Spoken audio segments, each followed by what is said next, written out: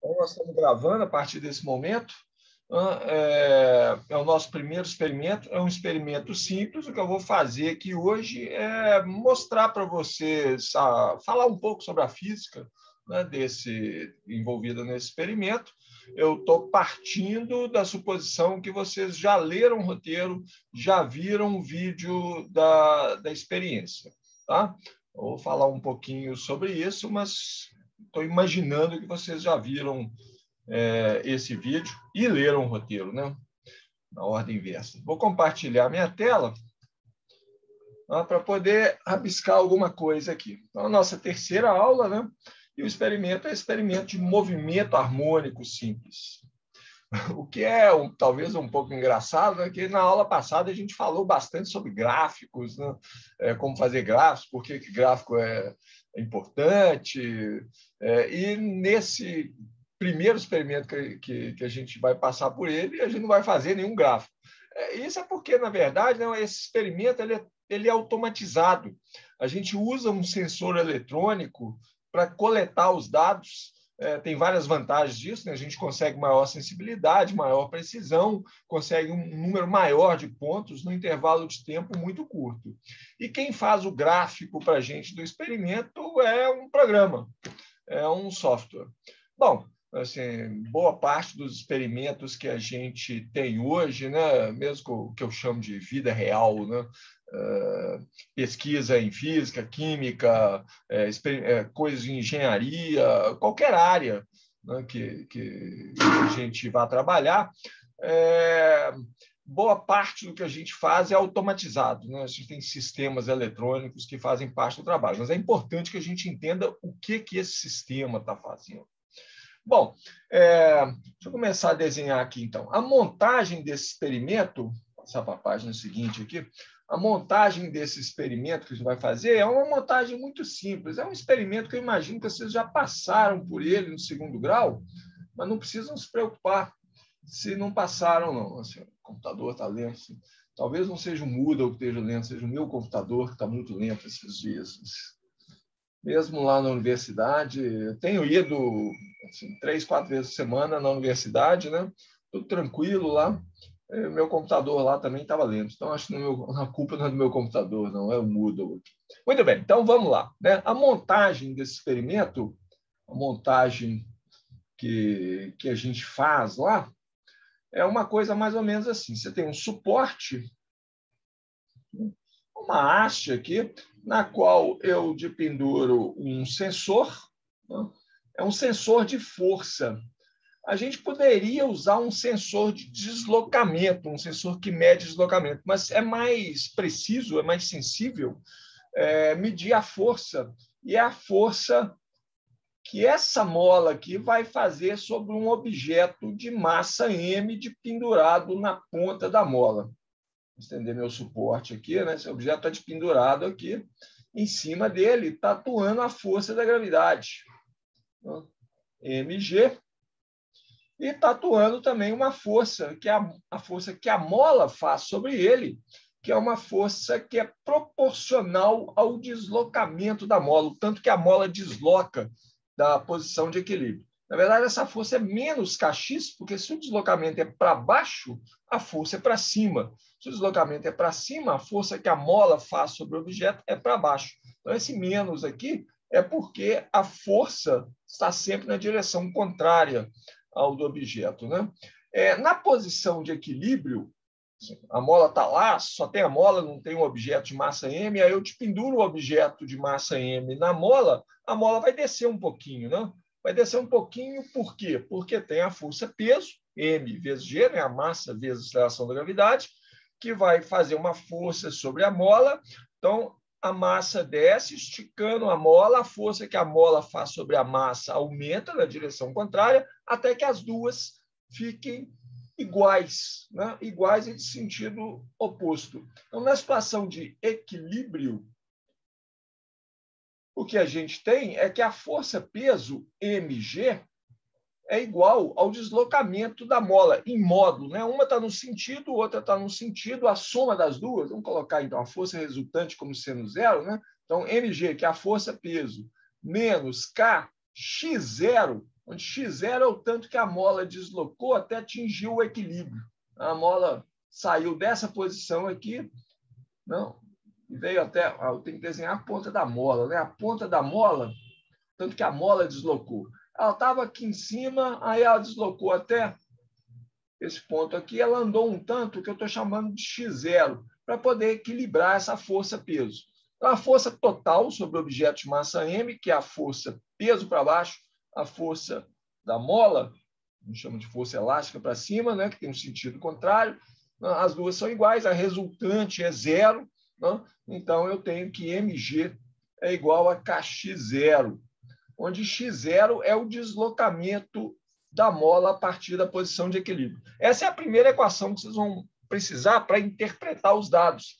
Bastava essa equação aqui, na verdade, se eu conheço essa massa, se eu conheço a aceleração da gravidade, aí eu meço esse deslocamento que a mola tem para ficar em repouso novamente, quando o objeto de massa m é despendurado nela.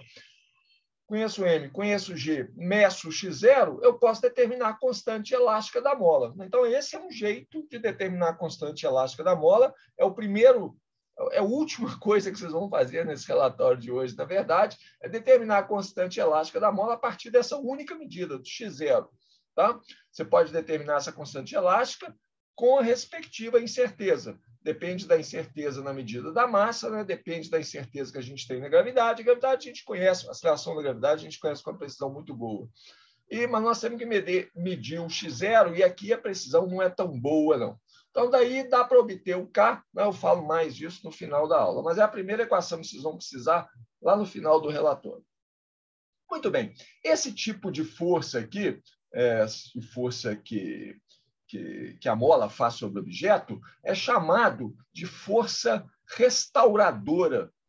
O nome vem do fato de que ela tende a restaurar o equilíbrio, né? Você desloca a mola da posição de equilíbrio, a força tende a fazer a mola voltar, restaurando o equilíbrio. É um tipo de força muito importante para a gente. Ela aparece em vários fenômenos na natureza. A importância dela vem do fato de que ela é a primeira aproximação para a força que age sobre qualquer coisa perto de um ponto de equilíbrio. Se você tiver uma bolinha rolando numa canaleta, né, num vale assim, entre montanhas, rolando de um ponto para outro, a força que age nessa bolinha perto do ponto mínimo, perto do fundo do vale, é uma força do tipo menos kx.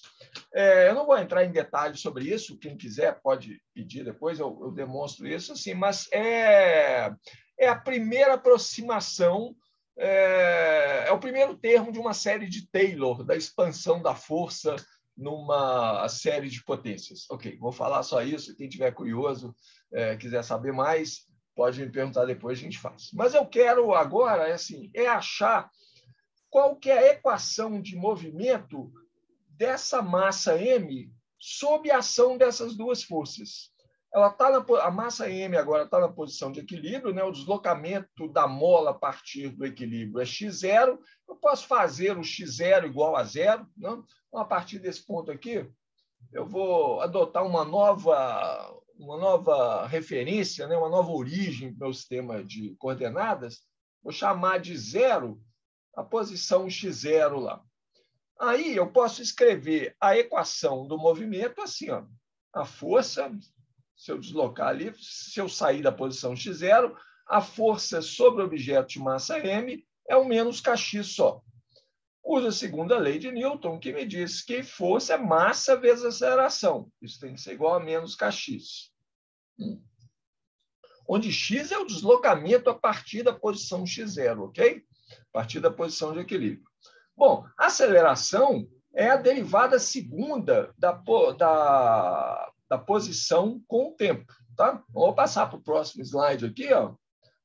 O que a gente tinha era isso, MA, né? Massa vezes aceleração, é menos kx, mas eu sei que a aceleração é a derivada segunda da posição em relação ao tempo, então eu posso escrever que a massa vezes a derivada segunda da posição com o tempo é menos kx. Isso é uma equação diferencial, né, cuja solução me dá x em função do tempo. Me dá qual que é a posição da massa m em função do tempo. Essa equação tem uma solução muito simples, eu não preciso usar nenhum método sofisticado para resolver ela. Isso fica claro se eu escrever ela da seguinte forma. Eu vou passar a massa para o lado de lá. Ó. Então, a derivada segunda de x com tempo é uma constante menos k sobre m vezes x. Quer dizer, a função x que eu estou procurando... Oi. Você ia falar alguma coisa, Gabriel? Oi? Ah, não, desculpa, acho que eu cliquei sem querer. Você tropeçou no microfone, tudo bem. A função x que a gente está procurando aqui é uma função tal que a derivada segunda dela com o tempo é igual à própria função, né, multiplicada com uma constante com um sinal trocado. Ok, falei, não preciso usar nenhuma coisa sofisticada para nenhum sistema matemático, método sofisticado para resolver essa equação. Do nosso conhecimento de funções, para falar assim, eu sei uma função como essa aqui, ó, seno de uma constante que eu vou chamar de ômega vezes t. Tá? A derivada do seno de ômega t com o tempo, tá? Isso aqui, derivada de seno, é cosseno. É o seno de ômega t, então vai ficar ômega cosseno de ômega t. Eu quero a derivada segunda, então eu derivo de novo a derivada segunda de seno de ômega t com o tempo, que é a derivada disso aqui com o tempo, né? Tem ômega lá, vai sair outro ômega para fora, vai ficar ômega ao quadrado aqui. A derivada do cosseno é menos o seno de ômega t. Ou seja, quando eu derivo o seno duas vezes, eu encontro a mesma função, o seno de ômega t, multiplicado por uma constante, que é esse ômega ao quadrado, com um sinal trocado. É exatamente o que eu quero aqui, ó, como solução dessa equação. Mas essa não é a única função que tem essa propriedade, não. O cosseno tem a mesma propriedade. Não? Se eu derivar o cosseno de ômega t com o tempo, eu obtenho ômega seno de ômega t com o sinal trocado, né? Porque a derivada do cosseno é menos o seno. E aí, quando eu derivo de novo, é a derivada segunda do cosseno, agora que eu quero a derivada segunda do cosseno de ômega t com o tempo, é a derivada disso aqui, mas quando eu derivo, sai outro ômega ali para fora, fica menos ômega ao quadrado aqui, derivada do seno é o cosseno. Então, ó, mais uma vez, eu derivo a função duas vezes, derivo a função cosseno de ômega t duas vezes em relação ao tempo, eu obtenho a mesma função cosseno de ômega t multiplicado por uma constante, que é o ômega ao quadrado, com o sinal trocado, menos, né? Menos o ômega ao quadrado, então, né? Nós temos duas soluções. Uma é seno, outra é cosseno. Né? E se eu multiplicar isso aqui por uma constante, eu vou multiplicar isso aqui por uma constante Azinho, seno de ômega t, aqui por uma constante Bzinho, cosseno de ômega t. Né? Essa constante não vai alterar em nada o nosso problema. Vai aparecer um A aqui, né, que continua aqui do mesmo jeito, é uma constante, então a derivada ela continua. Então aqui eu tenho ó, a mesma função. Comecei com A seno de ômega t, terminei com A seno de ômega t vezes a constante ômega ao quadrado com sinal trocado. Né? E aqui também, se eu colocar esse B aqui, né, aparece B aqui e aparece B aqui, é a mesma função. Então, tem duas soluções. Uma constante qualquer vezes seno de ômega t, uma outra constante qualquer vezes cosseno de ômega t, todas essas duas funções servem como solução para essa equação. Isso é um normal, assim, isso é o que a gente espera, né? Quem já fez aí o curso de equações diferenciais sabe que uma equação diferencial de segunda ordem, como essa aqui, uma equação que envolve a derivada segunda da função, ela sempre tem duas soluções, né? Duas soluções independentes, duas funções que são soluções dela, né? Que dependem de duas constantes que são determinadas pelas condições iniciais do problema.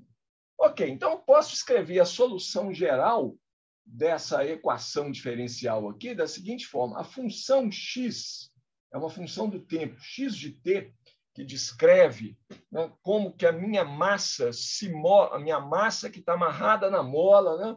Vamos olhar para a figurinha de novo, né? Eu estou procurando descrever a posição dessa massa aqui em função do tempo, né? Eu tiro ela do equilíbrio, ela começa, a gente sabe o que vai acontecer, ela vai ficar balançando aqui. E qual que é a equação matemática que descreve a posição dela com o tempo? Eu achei essa equação matemática escrevendo a força, né? Qual que é a força que age sobre ela quando ela sai do equilíbrio, né? Eu caio numa equação diferencial, resolvo essa equação diferencial e acho a equação para a posição da massa em função do tempo. É uma constante Azinho vezes o seno de ômega t, né? Mais uma outra constante Bzinho, não necessariamente igual, vezes o cosseno de ômega t. Quem são essas constantes, né? Azinho e Bzinho? Isso é determinado pelas condições iniciais do problema. Qual que era a posição inicial da minha massa, né? A posição inicial, qual que era a posição dela no instante t igual a zero e qual que era a velocidade dela no instante t igual a zero. Eu preciso dessas duas condições iniciais para determinar completamente a solução do problema, ou seja, achar quais são os valores dessas constantes aí. Eu posso colocar essa equação numa forma mais simples, não? Antes de fazer isso, né, a gente já descobriu uma coisa, que esse ômega aqui, uma constante, que é uma constante qualquer, a gente sabe quanto que ela vale em termos dos dados dos problemas, né? Para que a derivada segunda, tanto do seno quanto do cosseno, seja igual à própria função multiplicada por uma constante com o sinal trocado, essa constante aqui, ao quadrado, o ômega ao quadrado, tem que ser igual a K sobre M. Então, isso a gente achou da nossa solução aqui também, né? Ômega ao quadrado é a constante elástica da mola dividido pela massa do objeto que está pendurado nessa mola, né? Ou seja, o ômega é a raiz quadrada de K sobre M.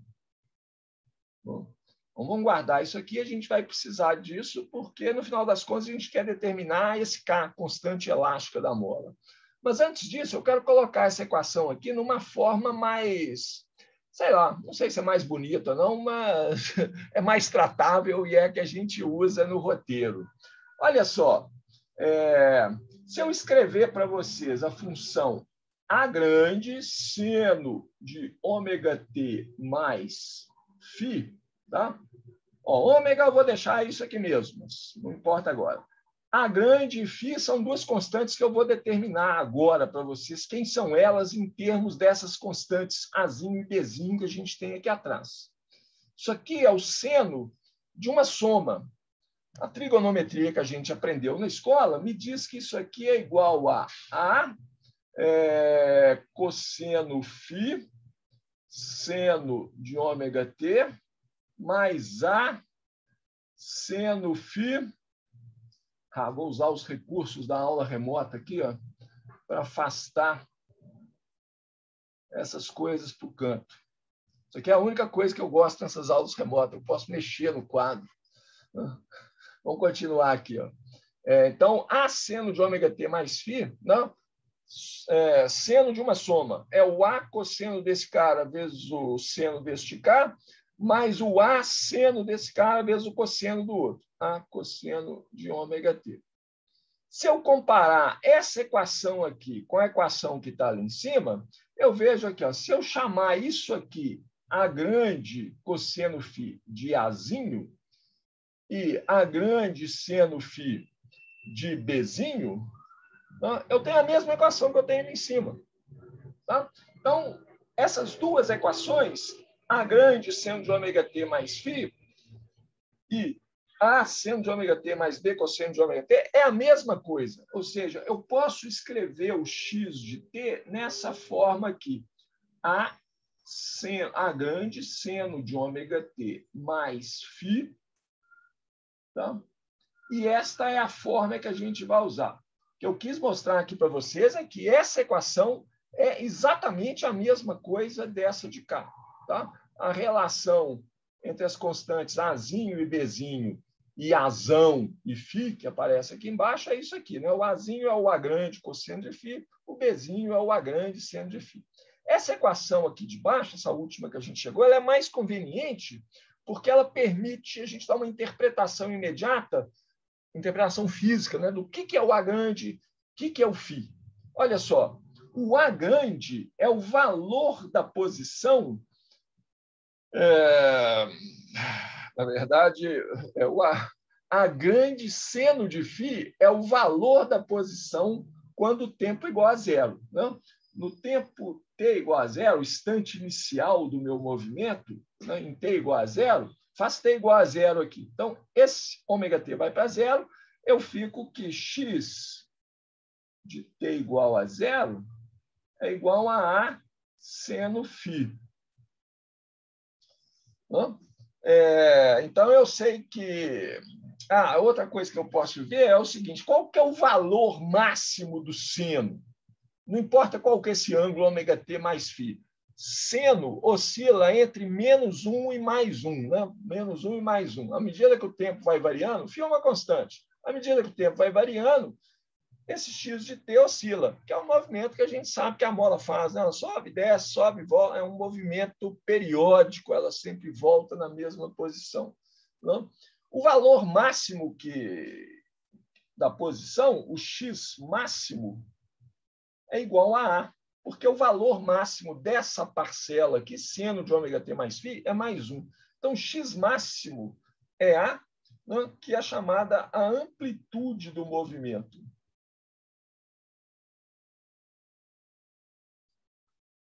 A gente pode... O φ determina, né, qual que é a posição do objeto no instante-tempo igual a zero. Por exemplo, né, se φ é 90 graus, π sobre 2, então o seno de φ dá 1.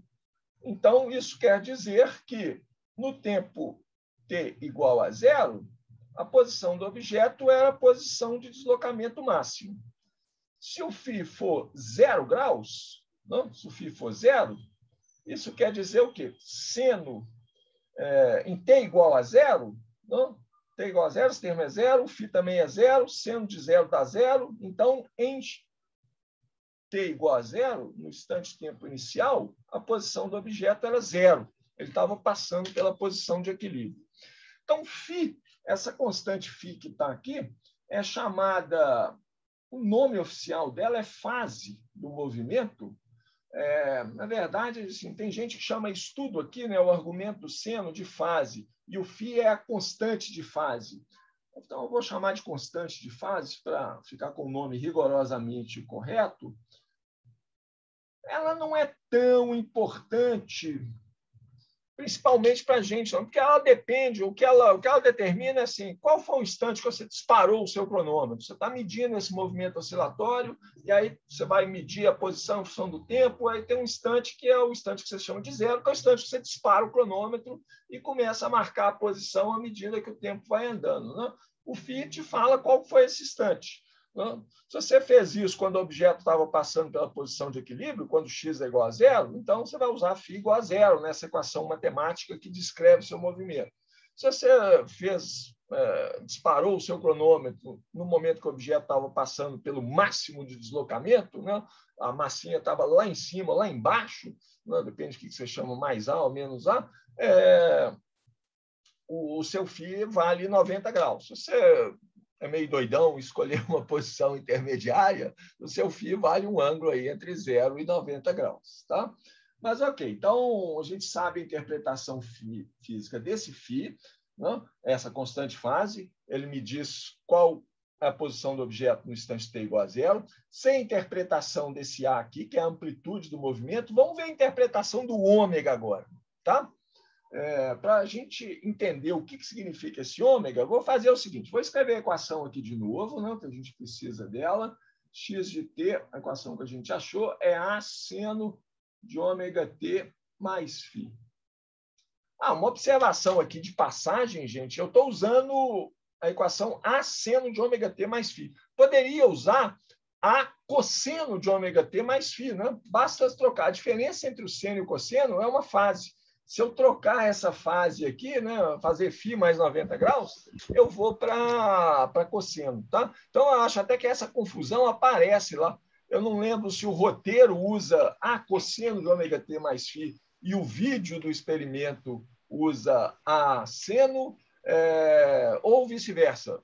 Eu lembro que é trocado. O vídeo usa seno e o roteiro usa cosseno, ou o contrário, mas não importa, tá?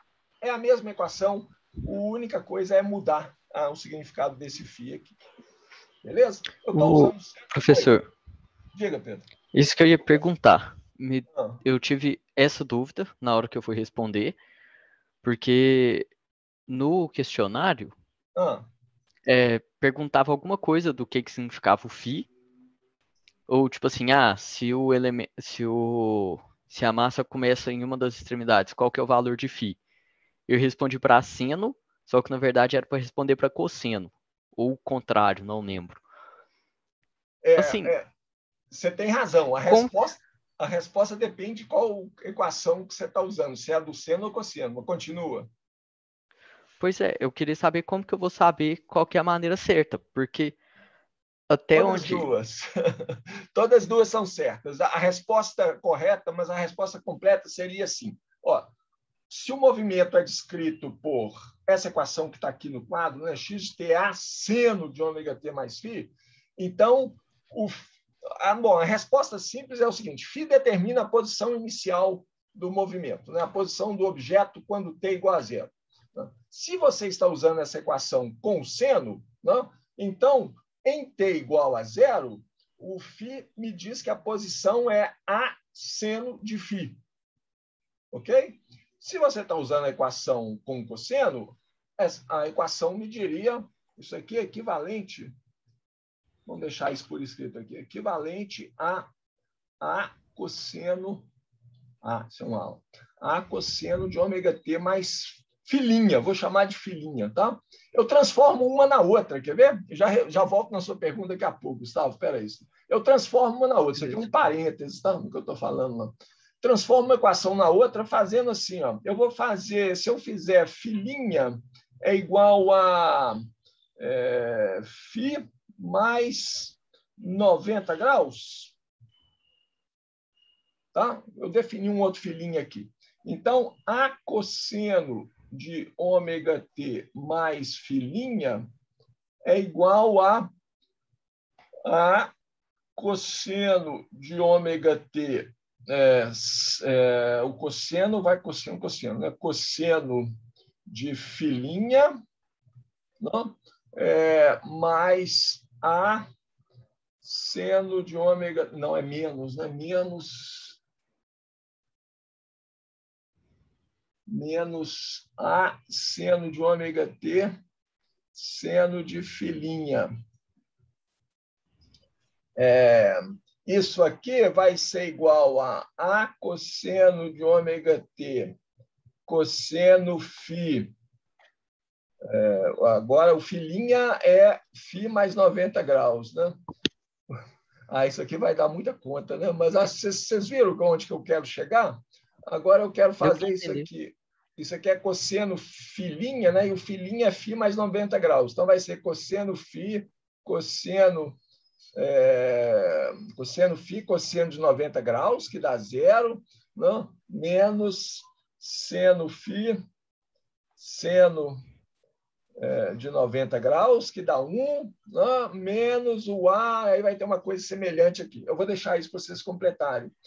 Se você seguir esse raciocínio aqui, esse termo aqui vai dar zero, então, esse termo aqui vai dar seno φ, aqui vai dar A cosseno ômega t seno φ, né, com o sinal trocado, né, aqui vai dar uma coisa semelhante, aí você volta para essa equação aqui, A seno de ômega t mais φ.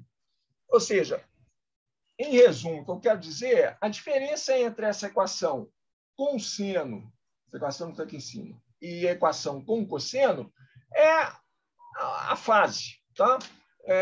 Uma eu escolhi a fase anterior, a fase da outra, mais 90 graus ou menos 90 graus. Qual que é a resposta do roteiro lá? A pergunta, acho que é o que significa o φ. Né? Uma resposta simples é: φ me fala qual que é a posição do objeto no instante de tempo inicial, t igual a zero. Se perguntar especificamente, mas qual que é a posição inicial? Você fala, bom, se eu estiver usando a equação com seno, não? e φ for zero, então a posição inicial, quando t igual a zero, é zero, né? Porque vai dar seno de zero aqui. Se eu estiver usando a equação com cosseno, em φ' igual a zero, em t igual a zero, a posição inicial é A. Então, o significado da constante de fase, o significado exato da constante de fase, depende se você está usando essa equação ou essa equação. Tanto faz qual das duas você usa. Se você gosta mais do seno, usa essa de cá. Se você gosta mais do cosseno, usa aquela de lá. A diferença é só o significado exato do φ. Você está usando φ ou φ mais 90 graus? Tá? Não existe um φ absoluto. A constante de fase φ depende da equação que você está usando. Fui claro? Tá vago ainda? Não, eu entendi. Na hora que você falou sobre depende de qual equação que você está usando, aí eu fui lá na questão para ver se ela especificava qual que era do roteiro ou do vídeo. Só que fala na equação 3 do roteiro, essa parte eu ignorei. Okay. Aí eu usei a então, do aí vídeo. você responde de acordo com aquela equação lá, que eu nem lembro mais se é a do cosseno ou do seno. Tá? Mas, Não, beleza, certinho, ok, o que é obrigado. importante entender é que, sim, tanto faz se você usa essa equação aqui com seno ou a equação com cosseno. Tá? Todas duas são boas, todas duas estão corretas, uma é exatamente equivalente à outra. O significado exato da constante fase depende de qual equação você está usando. Mas aí basta que você especifique em cada problema. Ah, não, estou trabalhando com a equação do seno. Ah, então tá, então eu sei o que é φ. Ok? Bom, deixa eu voltar aqui, então. Eu estou querendo achar qual que é o significado desse ômega aqui. Então, para fazer isso, eu vou fazer o seguinte, vou calcular qual que é a posição do meu objeto de massa m num tempo t', que é o tempo t, é esse tempo t aqui, mais 2π sobre ômega. De onde eu tirei isso aqui? Tirei do bolso, que eu sei onde que eu quero chegar. Né? Eu vou andar o meu relógio um tempo que é 2π dividido por essa constante ômega aqui. Qual vai ser a posição do objeto no instante de tempo t', o x de t'? É A, que é uma constante, né? Seno de ômega. Agora eu tenho que multiplicar isso por t', né? Que é t mais 2π sobre ômega, né? Mais o φ. Né? Isso aqui vai ser igual a A, seno, aqui vai aparecer seno de ômega t, né? Não, vou deixar esse colchete tem que estar aqui, né? A seno de ômega t, mais ômega vezes 2π sobre ômega, mais φ. Né? Esse ômega aqui corta com esse ômega aqui. Isso aqui vai ser igual, né, a seno de ômega t mais φ, passei esse φ para lá, mais 2π. Somar 2π no argumento de um seno, né, você deu a volta completa, você volta no mesmo lugar. Né? Então, isso aqui é igual a seno, o valor é o mesmo, a seno de ômega t mais φ. É o mesmo valor. Né? É o mesmo valor que eu tinha no instante tempo t. Ou seja, no instante tempo t', a posição é a mesma que no instante tempo t. Então, o movimento se repete a cada intervalo de tempo. Vou fechar esse parênteses em cima. O movimento se repete, não? Ele é periódico, ele se repete a cada intervalo de tempo, que eu vou chamar de t grande, que é 2π sobre ômega. Isso é o chamado período do movimento. Né? Então, t grande é o período do movimento. A gente vai usar isso também na análise do experimento. Né? E esse ômega aqui é uma espécie de inverso do período, só que tem um 2π aqui. Né? O inverso do período, ou seja, o período é o tempo que eu levo para dar uma volta completa. Não? Então, se eu dou uma volta completa num tempo que é t grande, isso aqui é o que a gente chama de frequência do movimento, né? Frequência é o número de vezes que o movimento se repete a cada intervalo de tempo. Então, aqui eu dei uma volta completa, num tempo t grande, no tempo de um período. Tá?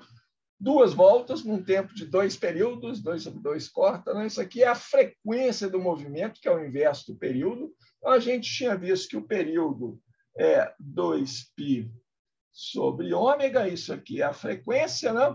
Então, daqui a gente vê que esse ômega é 2π vezes a frequência. Isso é chamado de frequência angular, né? A frequência com que o ângulo se repete. É a frequência multiplicado por 2π, o ângulo de uma volta completa.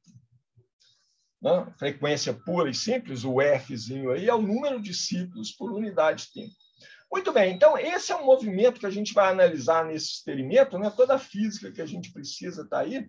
Esse movimento ele é chamado, né? O título do experimento é chamado de movimento harmônico simples. Qual que é a razão desse nome? Movimento, porque isso é um movimento. Harmônico, porque ele é descrito por uma função seno ou cosseno. Né? E o seno e cosseno são as chamadas funções harmônicas. Né? Tanto seno quanto cosseno é uma classe de funções, são chamadas de funções harmônicas. E simples aqui, porque o movimento é simples. Ok? Então, esse tipo de movimento, que é realmente um movimento simples, né? Como eu disse antes, é um movimento muito importante mesmo. Assim, não dá para exagerar a importância desse movimento. É a base para você entender um número imenso de fenômenos, de coisas que acontecem na natureza. Qualquer onda mecânica, onda eletromagnética, luz, som, né? Qualquer coisa que faz um movimento periódico, seja o movimento mais maluco possível, né? Você fala, leva um tempão para voltar no mesmo lugar, ficar do mesmo jeito, ele pode ser descrito por uma função desse tipo ou uma combinação de funções desse tipo. Tá? Então, assim, esse tipo de movimento é extremamente comum na natureza, em aplicações de engenharia. É fundamental entender, né, essa coisa aqui. Muito bem, então, no nosso experimento, a gente não mede posição, não, a gente não mede o x. Poderia medir o x, como eu disse antes, né? Mas a gente consegue uma precisão maior medindo a força. Então, a gente usa um sensor de força, né, como é no diagrama que eu fiz lá no começo. Se eu voltar no primeiro slide aqui da aula, eu falei aqui um sensor. Né? Esse sensor não é um sensor de posição. Para medir posição, eu teria que colocar um sensor aqui, né, na posição dessa massa, que registrasse onde que ela está em cada instante. É mais simples e mais preciso, sem entrar em grandes complicações, né, usar um sensor de força. A gente mede a força e não o deslocamento. Como a força é proporcional em primeira aproximação ao deslocamento, tanto faz, né? Eu medir o deslocamento ou medir a força. Se eu medir a força, eu tenho deslocamento. Se eu conhecer a constante elástica da mola, que é o que a gente quer determinar. Tá? Então, ó, já que a gente vai medir força, vamos escrever essa equação aqui em termos de força. Vamos medir a força que age sobre o objeto de massa m, né, que é essa força menos kx. Mas eu tenho x, então eu posso escrever a equação para a força. Vai ser menos k vezes o x, né, que é a seno de ômega t, mais a constante fase φ. Eu sei que o ômega ao quadrado é k sobre m. Estou querendo colocar a equação igual à do roteiro. Né? Então, se ômega ao quadrado é a constante de mola, a constante elástica dividido por m, eu posso escrever o k, esse k que aparece aqui na equação, como sendo m ômega ao quadrado. Então, a minha força pode ser expressa como uma equação menos m ômega ao quadrado, que nada mais é do que o K, vezes A, vezes o seno de ômega t mais φ. Essa é a equação que a gente vai usar para analisar o movimento. Essa equação aqui. Né? Olhando para essa equação, vejo, né? O seno oscila entre -1 e +1, -1 e +1. Então, o valor de força máxima que eu tenho é esse aqui, né? M ômega 2A. Isso aqui é a força máxima. Vou escrever ela explicitamente. M ômega ao quadrado, a amplitude de força. O sinal menos significa só que assim, a força está para baixo ou para cima, né? Mas o valor máximo dela, ou valor máximo negativo ou máximo positivo, é isso aqui, m ômega 2A. Usando essa definição aqui, eu posso escrever a equação de força assim, né? Força igual a menos a força máxima vezes o seno de ômega t mais φ. Esse sinal menos aqui, gente, vocês não precisam se preocupar muito com ele, não, porque ele só depende, assim, o que eu considero que vai ser positivo? É para cima ou para baixo? Tá? Se eu mudar, não, eu vou considerar que positivo é para cima, então esse menos vira mais. Se eu considerar, não, positivo é para baixo, então fica esse menos aí mesmo. Né? A gente não vai precisar se preocupar com isso, porque eu quero só determinar o valor das grandezas. Né? Muito bem, o que a gente tem que fazer, então, nesse primeiro experimento? A primeira coisa que a gente tem que fazer é o experimento propriamente dito. Né? E aí vocês não vão ter que fazer isso, alguém já fez o experimento para vocês. Isso aí eu não estou conformado com isso, tá? Vocês têm que fazer esse experimento, mas paciência. Alguém já fez o experimento para vocês, já obteve os dados, né? Vocês viram o experimento lá no vídeo. Eu vou mostrar para vocês os dados que vocês vão usar para fazer a análise, para me entregar o relatório. Né? É isso aqui. O experimento é feito, então, com esse sensor de força, né? Que a leitura dele vai para um computador, né? Tem um programa, um software, que recebe os dados do sensor e coloca a força em função do tempo em um gráfico. Que, se eu tiver copiado correto, ele vai aparecer aqui agora, esse gráfico aqui. Vou aumentar ele um pouquinho. Vamos por partes aqui, tem muita informação aqui ao mesmo tempo. Né? O que você vê na tela do computador primeiro é isso aqui. Ó. É um gráfico, né, em que no eixo vertical eu tenho a força já calibrada em newtons, né? Força calibrada em newtons. Aqui está a força empurrar. Eu nem me preocupo muito com esse sentido, né, com o negativo e positivo. Força empurrar, eu acho que é empurrar para baixo. Então, o positivo aqui está na direção para baixo. Se a força é positiva, o zero está aqui de força, isso aqui é meio newton, isso aqui é menos meio newton. Então, isso aqui significa que a mola foi para baixo, aí a mola veio para cima, então a força fica negativa. Ou vice-versa, não interessa. Não. Aqui nesse eixo está o tempo. Vocês veem que o tempo aqui começa em menos qualquer coisa, -1, 0 está aqui. Lembra que a fase do movimento depende de qual que é a posição inicial. Tá? A posição inicial é o instante que eu disparei o cronômetro. Mas fazer isso na prática, lá no experimento, você começar a medir no instante que a mola passa pelo zero, é meio delicado. Aqui, a pessoa que fez o experimento tentou fazer o zero ser o momento em que a mola passava pelo ponto em que a força era máxima, positiva, né? Mas não acertou exatamente, né? Porque o máximo positivo está um pouquinho antes do zero. Ela ficou um pouco ansioso e disparou a medida antes. Mas isso não importa, tá? Isso só depende do valor da fase, só vai mudar o valor da fase. E, olha, nesse experimento, ele não vai preocupar em determinar o valor da fase. Você só precisa desse valor da fase quando você vai sempre manter o intervalo, o instante de tempo inicial mesmo, e você precisa determinar exatamente qual que é a posição em cada instante de tempo, né, dado aquele mesmo instante inicial. No nosso caso aqui, a única coisa que a gente quer determinar é qual o valor da força máxima, qual o valor da constante de mola, da constante elástica da mola. Isso não depende da fase, ok? Muito bem, então vamos continuar analisando o gráfico. Tem força no eixo vertical, tempo no eixo horizontal. Essa linha vermelha sobe e desce, é a força que a mola faz sobre o objeto. Positiva, negativa, positiva, negativa, positiva, negativa. Daqui dá para você estimar mais ou menos qual que é o valor da força máxima, né? Eu vejo que ó, isso aqui é 0, isso aqui é 0,5, mais ou menos um 0,4, um pouquinho acima de 0,4. Dá para estimar o período do movimento também, né? O período é o tempo que ele leva para sair de um ponto e voltar no mesmo.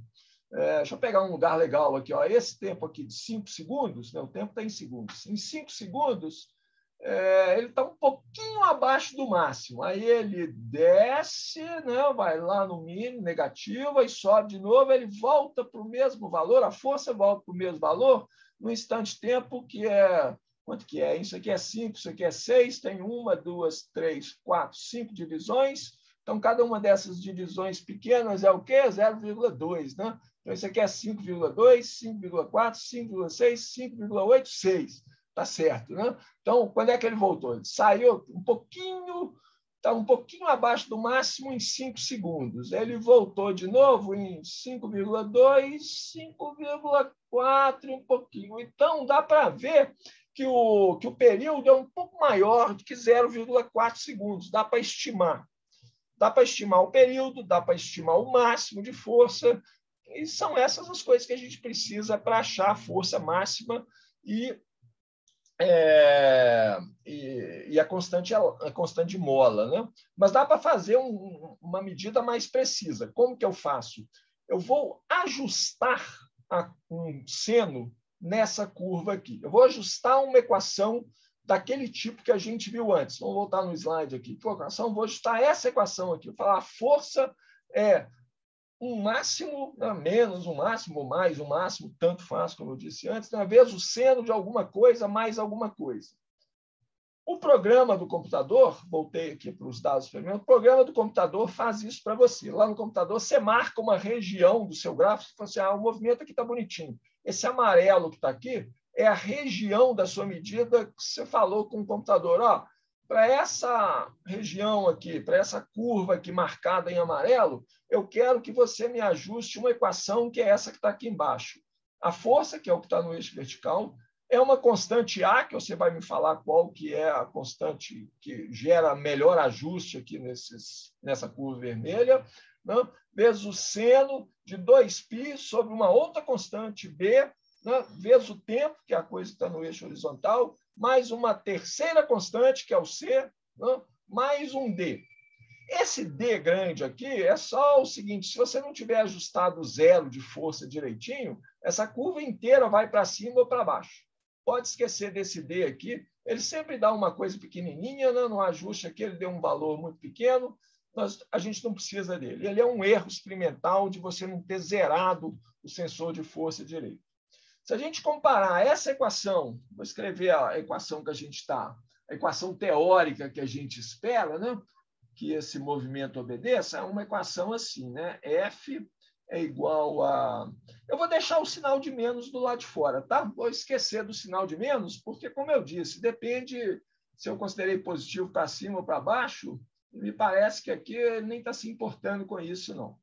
Então, é a força máxima, como se fosse o módulo da força, né? Força máxima vezes o seno de ômega t mais φ. Né? Então, comparando essa equação teórica que a gente tem aqui, a equação que eu espero que descreva esse movimento, com a equação que foi ajustada, o que eu encontro? O valor de F máximo deve ser o valor da constante A. O computador me falou aqui, a A, que é a amplitude da força aqui, vale 0,437, mais ou menos 3,5 vezes 10 a menos 4. Como eu disse, programas de computador não entendem nada de algarismo significativo, o número de algarismo significativo aqui não está correto, tá? Vocês vão ter que acertar isso no relatório lá. Se não tiver, está faltando zeros aqui, na minha opinião. Se a incerteza é 3,5 vezes 10 a menos 4, está faltando 2 zeros aqui depois desse 7 que está aqui. Ok, paciência. Né? Então, o valor da força máxima a gente já tem de cara aqui.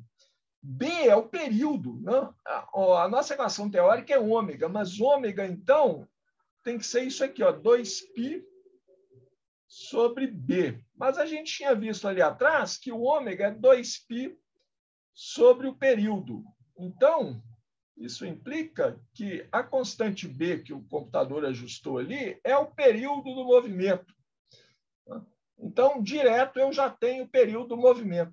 Lembram que a gente tinha estimado aqui, olhando para a cara do gráfico, falei, não, passou aqui no instante de tempo 5 segundos, ele estava um pouquinho abaixo do máximo, ele voltou em 5,4 segundos, um pouquinho mais. Né? De fato, olha o período que ele achou aqui, 0,424 segundos.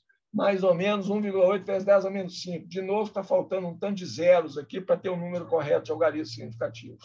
Mas, já tenho direto a força máxima, amplitude da força, já tenho o período, tem o valor da fase aqui. Você vê que esse valor da fase não está me dando a posição no instante de tempo t igual a zero. Ok, eu posso usar ela para calcular qual a posição do instante de tempo igual a zero, mas ela me dá, né? Mas o instante de tempo t igual a zero, ele não está nem no máximo, nem no zero, ele está num ponto intermediário. Esquece, tá? Nós não precisamos determinar qual que é a fase do movimento.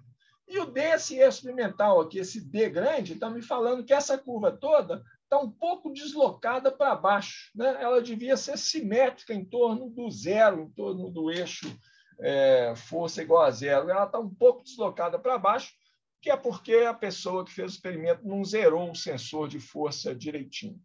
Não precisamos nos preocupar com isso. Né? O que eu quero que vocês façam, seguindo o que está lá no roteiro? A partir desse ajuste aqui, vocês vão obter o valor de F máximo com a respectiva incerteza, ok? Já está escrito aqui, mas eu quero que vocês me escrevam ele com o número correto de algarismos significativos. Vão me obter o valor de ômega ou do período, pode escrever qualquer um dos dois, é a mesma coisa, com a respectiva incerteza, escrito com o número correto de algarismos significativos. O roteiro pede para vocês determinarem a fase também. Não serve para nada. Só vou precisar de valor de constante fase num movimento como esse. Eu falei, se eu quiser descrever o movimento exatamente, não é o nosso objetivo aqui. Nosso objetivo aqui, final, é determinar a constante elástica da mola. Então, deixa eu escrever isso aqui. A primeira coisa que eu quero que vocês façam é, a partir dos dados do ajuste, determinar a força máxima. Escreve para mim a força máxima, mais ou menos a incerteza nesse valor de máximo, né? Com o número correto de algarismos significativos. Tá? Número correto de significativos.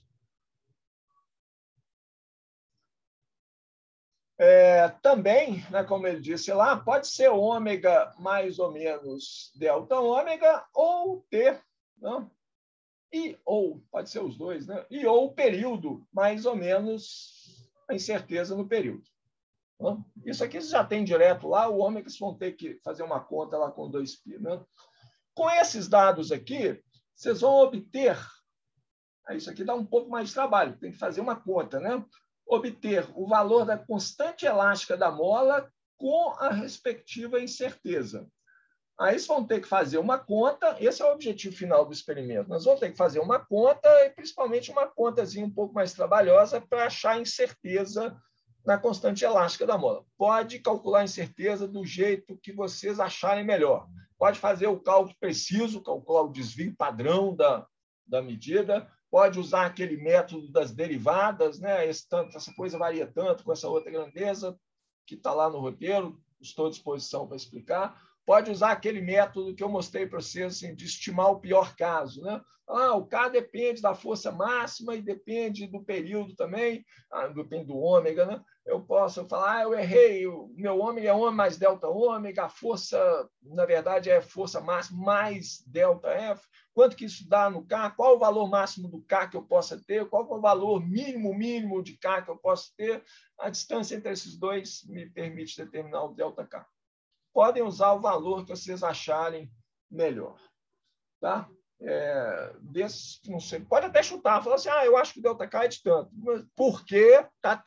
Se a explicação for boa, eu topo também, eu aceito. Tá? Eu quero que vocês determinem também a amplitude do movimento, a amplitude que é o A grande, com a respectiva incerteza, o ΔA. Isso aqui é o valor de X máximo, tá? Não é da força máxima, não. É o valor de x máximo, valor de deslocamento espacial máximo. Ok? Então, lembra da relação, basta achar, lembrar da relação entre força máxima e o deslocamento máximo, que a gente está no slide ali para trás. Ok? Por completeza, é legal escrever a equação do movimento com os valores numéricos. A equação de movimento, a gente escreve assim, ó. Eu escrevo assim, ó, o x de t é igual a mais ou menos delta A, não?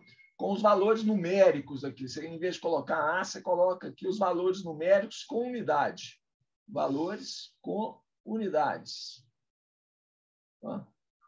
Isso aqui, né, multiplica o seno de ômega mais ou menos delta ômega. Vou ter que fechar as parênteses, colocar um outro aqui, né? Vezes o tempo. Ok, vamos colocar o φ aqui. Mais φ, mais ou menos delta φ. Aí pode usar aquele φ que está lá. Essas coisas todas aqui, ó, ômega, delta ômega, φ, delta φ, os valores numéricos desse aqui. Tá? É legal, porque é o resultado mesmo que você tem. Tá? Então, isso, última coisa a fazer é achar. Ó, a gente obteve o K mais delta K aqui a partir do ajuste do gráfico. Né? Esse aqui foi obtido desse ajuste do gráfico dos resultados experimentais, desses valores ajustados. Mas, como eu falei lá no comecinho da aula, tem um outro jeito de você achar o valor da constante elástica da mola. Qual que é o item? Esse aqui é o 4, então nós vamos para o quinto e último item de coisa a fazer. Quinto e último item é assim, obter K mais delta K. O roteiro ele fala, obtenha por outro método, fica meio misterioso, não, já não tem pegadinha, não.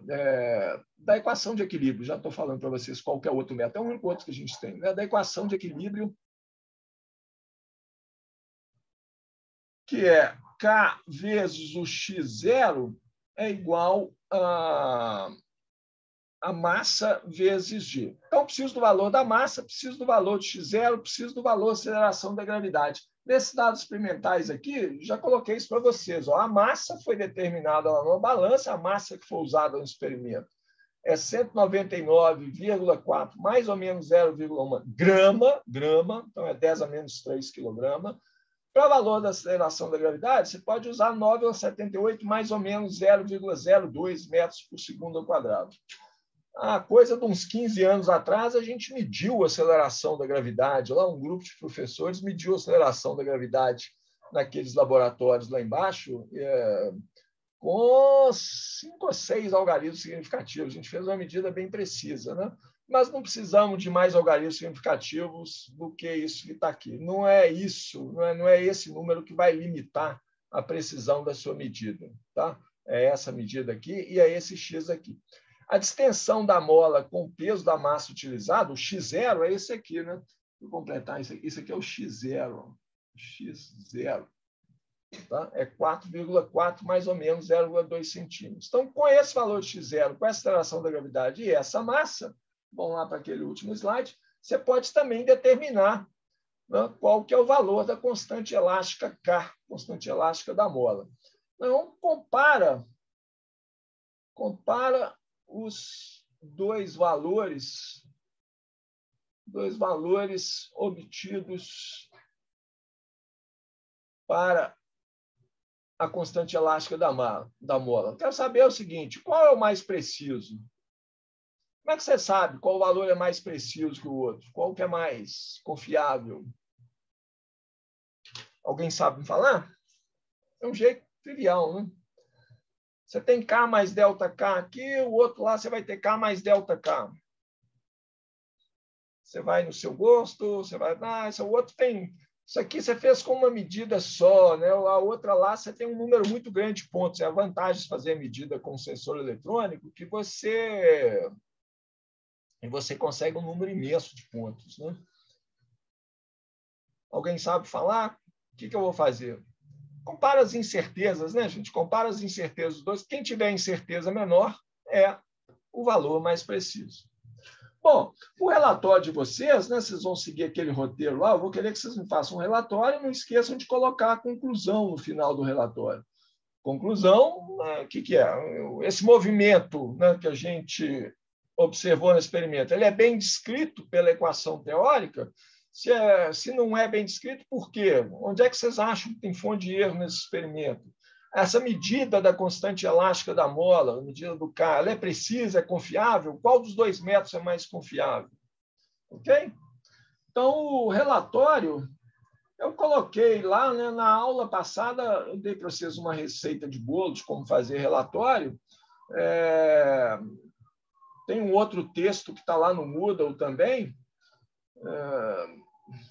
Vou escrever aqui de novo. Está lá no arquivo PDF da aula 2, está nesse texto que eu coloquei lá, os itens que um relatório deve ter. Então, eu vou pedir que vocês façam um relatório com esses dados. Não se esqueçam de colocar... Eu vou colocar essa tabela de dados agora no Moodle para vocês. Tabela não, né? Esse gráfico aqui, ó. Isso que está aqui, ó. Essa figura que está aqui, com todos esses dados, não precisa copiar desesperadamente, não, que eu vou colocar ela no Moodle da turma para vocês. Bom, talvez, como o Moodle está tão instável, talvez seja melhor copiar desesperadamente. Não, mas acho que dá tempo de baixá-la em algum momento. Porque até quando que eu quero que vocês entreguem esse relatório? Até a aula que vem, até o dia anterior da aula que vem. Hoje é dia 4, a aula que vem, então, é no dia 11, então até o dia 10/11, que é uma quarta-feira, né? À meia-noite. Para não ter dúvida o que é meia-noite, vamos deixar às 23h59 da quarta-feira. Ok? Então, tem basicamente uma semana aí para fazer esse relatório. Qualquer dúvida que tiver enquanto fazendo o relatório, pode me mandar uma mensagem, pode fazer um e-mail. A gente pode combinar o seguinte, hein? Vocês podiam anotar o meu e-mail aí, porque se o Moodle continuar instável desse jeito que está, vocês podem me mandar um e-mail assim, contando qualquer dificuldade que tiver, tá? Não depende de entrar no Moodle para comunicar comigo. Gente, alguma dúvida sobre o que eu falei hoje? Alguma pergunta? Como eu disse, assim, perguntas podem vir a qualquer momento, tá? Se não tiver agora, na hora que tiver, me manda um e-mail, manda um ponto correio, eu respondo o mais rápido possível. Eu tive problemas aí com o Moodle nesses últimos 2 dias, mas hoje parece que está um pouco melhor. Tem 2 pessoas querendo falar alguma coisa, né? Mas eu sabia, desculpa, gente, eu deixei passar. Vocês tinham falado. Davi, você quer falar alguma coisa? Boa tarde, professor, tudo bem? Pode falar, Davi.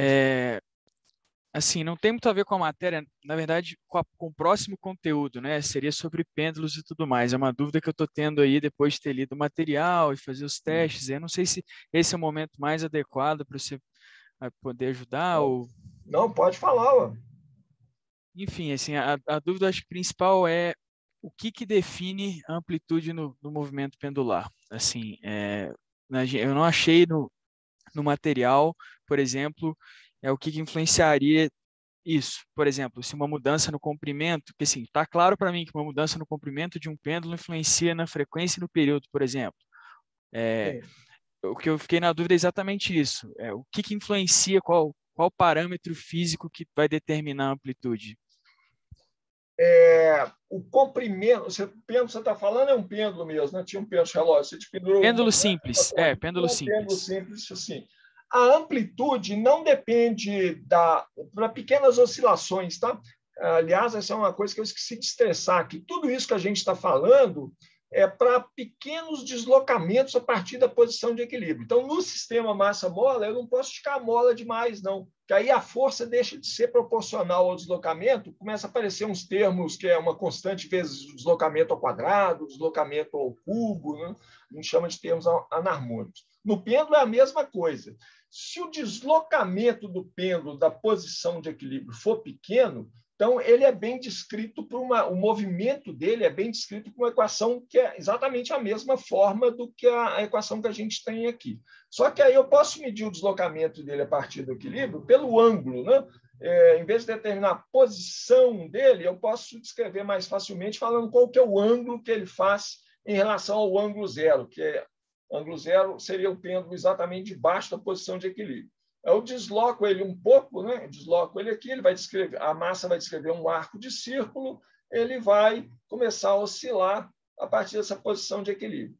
O que determina a amplitude é esse deslocamento inicial que eu faço. Se eu desloquei ele até aqui e soltei, né? Ele vai voltar, desprezando o atrito, ele vai voltar na mesma posição inicial aqui. Isso vai me determinar essa amplitude. Se eu desloquei um pouco mais, ele vai voltar aqui também. A amplitude do movimento, então, ela não depende do comprimento do pêndulo, ela não depende da frequência, ela só determina da posição, ela só depende da posição inicial em que você colocou o pêndulo, né? De onde que você deslocou. Se você deslocou ele, assim, não, eu não desloquei do equilíbrio, não, eu cheguei e dei um peteleco nele, que ele estava aqui em equilíbrio, pendurado, eu dei um peteleco aqui nele, né? Aí ele começou a oscilar. Aí depende da força que você aplicou para botar ele para oscilar no começo. Então, a amplitude depende da condição inicial do movimento. Tá? Não, tudo isso vale para pequenos deslocamentos angulares, que é a mesma coisa que falar que são pequenos deslocamentos ao longo do arco de círculo que o pêndulo descreve. Ok? Claríssimo, professor. Muito obrigado, viu? Alô, Davi. Pedro, agora que eu vi sua mão aí também, Pedro Henrique, você queria falar alguma coisa? Não, professor, é que você falou que ia disponibilizar essa imagem lá no Moodle, aí perguntar também se você vai deixar essas anotações que você colocou aí, que você fez agora na aula, Vou. também lá no Moodle. Tudo isso que eu rabisquei aqui, o que eu chamo de quadro negro da aula, né? Esse texto que eu fiquei compartilhando aqui com vocês, exatamente isso daqui, eu transformo um PDF e coloco lá agora. Já estou botando no Moodle aqui do lado. Tá? Então, assim, agora, assim que terminar a aula, o Moodle está realmente lento, viu? Vai depender um pouco dessa instabilidade do Moodle, mas eu coloco, assim que conseguir acesso aqui, eu coloco essa tabela de dados, né, esse gráfico que eu mostrei aqui para vocês, coloco o PDF de tudo isso que eu fui escrevendo aqui e o vídeo da aula. Nós estamos gravando a aula, né? Coloco o vídeo da aula também. O Moodle parece que saiu do ar de novo.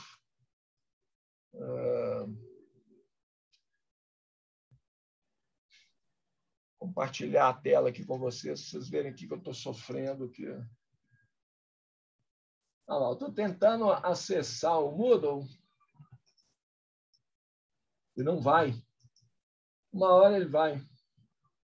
Entrou na outra turma, isso é uma outra turma que eu dou aula. Ele está extremamente lento, mas eu coloco agora mesmo, tá? Beleza. Assim que for possível. Se demorar um pouco, a culpa é do Moodle aqui. Tranquilo. Gente, mais alguma dúvida? Bom, como eu disse, qualquer coisa, me mandem um e-mail, comuniquem-se de alguma forma. Em caso de desespero, normalmente eu estou lá no departamento de física de tarde. Vocês podem até ir lá e bater na porta. Ok? Então tá, gente. Um bom final de tarde para vocês. Assim que for possível, eu coloco os dados aqui. A aula, o vídeo da aula e os dados experimentais. Ok? Até mais, então, gente. Boa tarde. Boa tarde.